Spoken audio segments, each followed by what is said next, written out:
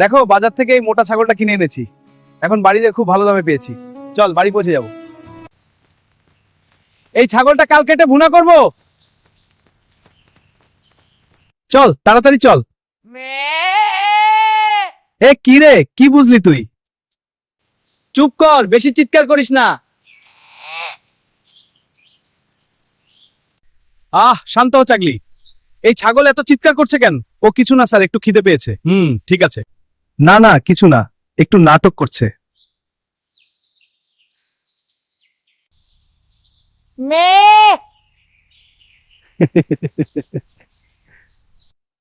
দেখেন তো ছাগলটা যেন বলছে আমাকে বাঁচান।